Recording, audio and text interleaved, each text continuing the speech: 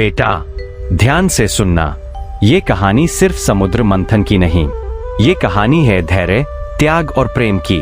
एक समय देवता कमजोर पड़ गए थे और असुर भी शक्ति चाहते थे। तब भगवान विष्णु जी ने कहा, अगर अमृत चाहिए तो समुद्र मंथन करना होगा। सबने सोचा, समुद्र को मथेंगे कैसे? तभी मंदराचल पर्वत को मथनी बनाया गया और वासुकी नाग ने हाथ जोड़कर कहा, हे भगवान विष्णु, मैं रस्सी बन जाऊंगा प्रभु। देव एक तरफ, असुर एक तरफ, और मंथन शुरू हो गया।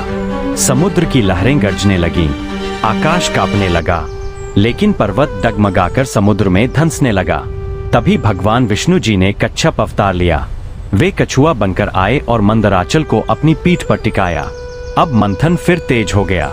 पर बेटा, अमृत से पहले समुद्र से निकला हलाहल विष इतना भयंकर कि धरती जलने लगी, हवा जहरीली होने लगी। देव और असुर सब घबरा गए, सबकी आंखों में डर था। और तभी देव और असुर भागते हुए मेरे पास कैलाश पहुंचे। उन्होंने रोते हुए कहा, हे महादेव, हे भोलेनाथ, हे शंकर भगवान, अब आप ही बचा सकते हो, वरना सृष्टि खत्म हो जाएगी।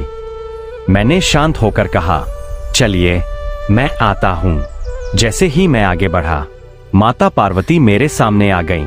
उन्होंने मेरा हाथ पकड़कर कहा, स्वामी, आप मत जाइए।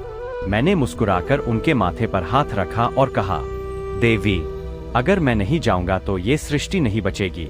उन्होंने कहा, तो मैं भी आपके साथ चलूंगी। मैंने कहा, हाँ देवी, तुम साथ रहोगी तो मुझे और शक्ति मिलेगी। मैंने हलाहल विष अपने हाथ में लिया। माता पार्वती ने मेरे कंधे को थाम लिया और मैं बिना डरे वो विष पी गया। पर बेटा, विष को मैंने पेट में नहीं जाने दिया, मैंने उसे अपने कंठ में ही रोक दिया। माता पार्वती तुरंत मेरे पास आईं। उन्होंने अपने हाथों से मेरा गला पकड़कर उस विष को वहीं स्थिर कर दिया और मंत्रों से उसे रोक दिया। तभी मेरा कंठ नीला पड़ गया और पूरा संसार बोल उठा, जय नीलकंठ महादेव। सृष्टि बच गई, हवा शुद्ध हो गई और मंथन आगे बढ़ा। अंत में समुद्र से निकला अमृत कलश और देवताओं के चेहरे खिल उठे। सीख, बेटा, जीवन में जब भी अमृत चाहिए तो पहले विष भी सहना पड़ता है। और याद रखना, जो अपने लिए नहीं दूसरों के लिए दर्द पी लेता है, वही सच्चा महादेव बनता है। और ये भी सीख, सच्चा प्रेम वही है जो रोकता भी है और साथ भी देता है। बस बेटा, इसीलिए मैं भोला कहलाता हूँ, क्योंकि मैं दुनिया के लिए विष भी पी जाता हूँ।